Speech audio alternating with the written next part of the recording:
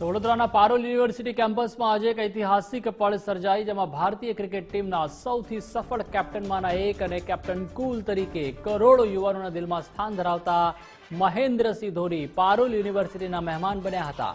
યુનિવર્સિટીને ઇતિહાસ રચતી સૌથી યાદગાર ક્ષણોમાંથી એકની સાક્ષી બનેલા ધોનીએ મિશન પોસિબલ 2025 કાર્યક્રમ અંતર્ગત સમગ્ર કેમ્પસની મુલાકાત લીધી હતી, જ્યાં યુનિવર્સિટી મેનેજમેન્ટ, હજારો વિદ્યાર્થીઓ અને ચાહકો દ્વારા તેમનું ભવ્યાતિ ભવ્ય સ્વાગત કરવામાં આવ્યું હતું. આ કાર્યક્રમમાં ધોનીએ વિદ્યાર્થીઓને સલાહ આપતા કહ્યું કે દરેક દિવસને ખાસ માનો. તેમણે ઉમેર્યું કે જે વસ્તુ તમને પ્રેરિત કરે છે તે બીજા માટે અલગ હોઈ શકે છે. દેશનું પ્રતિનિધિત્વ કરવાની તક ભાગ્યે જ મળે છે, તેથી સમર્પણ અત્યંત જરૂરી છે.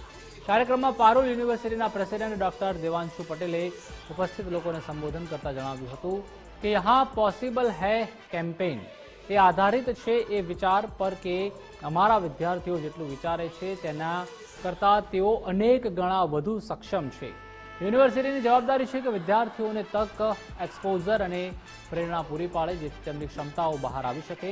ડોક્ટર પટેલે ધોનીની ઉપસ્થિતિને વિદ્યાર્થીઓ માટે પ્રચંડ પ્રેરણા શક્તિ ગણાવી હતી અને કહ્યું હતું કે આવા દિગ્ગજોની સાથે મુલાકાત તેમના વિચારોમાં સકારાત્મક પરિવર્તન લાવે છે અને તેઓને યાદ અપાવે છે કે મોટા સપના સાકાર થઈ શકે છે, યહાં પોસિબલ હૈ.